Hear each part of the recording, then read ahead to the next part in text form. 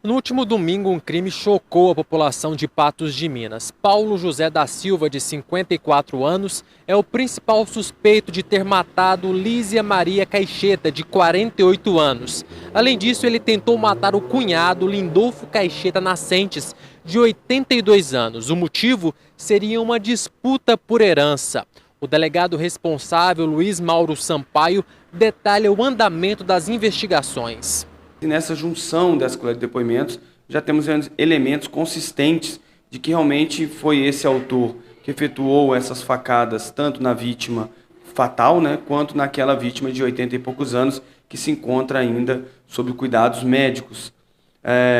O que tudo indica, a princípio, que existia aí uma rusga relacionada à herança, relacionada a dinheiro, entre a vítima e o autor, sendo que o autor estava muito bravo com a vítima por conta dessa rixa um pouco mais antiga, e em determinado momento o autor então decidiu que mataria a vítima, de 80 e poucos anos, e os seus parentes, no caso, os parentes dessa vítima de 80 e poucos anos, os filhos.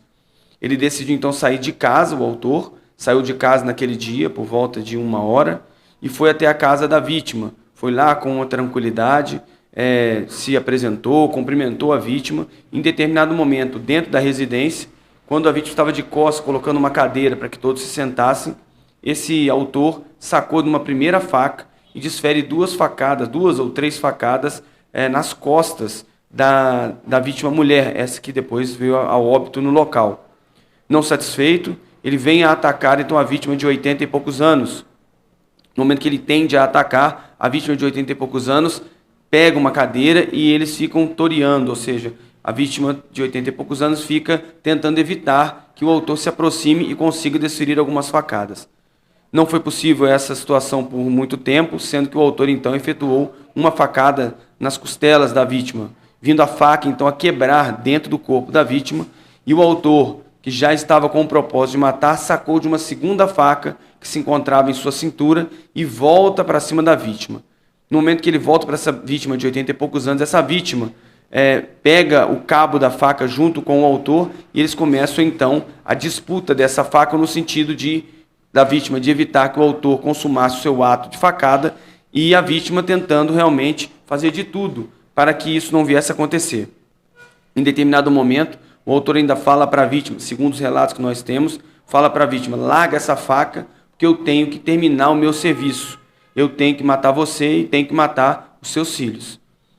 O autor continua segurando essa faca junto com a vítima, até que a vítima começa a gritar por socorro. Nesse momento que ela grita por socorro, algumas pessoas que estão fora da residência entram, e logo depois, a saída dessas pessoas é chamada a polícia militar. A polícia militar vai até o local e consegue abordar o autor, efetuando disparo com uma máquina taser, com uma pistola de taser, vindo o autor a ser rendido naquele momento, e aí ele é levado à delegacia e ser feito o procedimento do flagrante delito. Ele continua preso e a gente lembra que teve um outro caso aí de uma tentativa de homicídio que a princípio também seria por questões de herança. Nesse tipo de caso, doutor, que acontece esse tipo de ameaça, esse tipo de disputa aí por herança, como que a Polícia Civil pode agir através de medidas protetivas para proteger esses envolvidos e não deixar que a situação chegue a um ponto como foi no caso do último domingo que resultou no homicídio? Em primeiro, as pessoas têm que ter educação, paciência uma com a outra, sentimento com o próximo,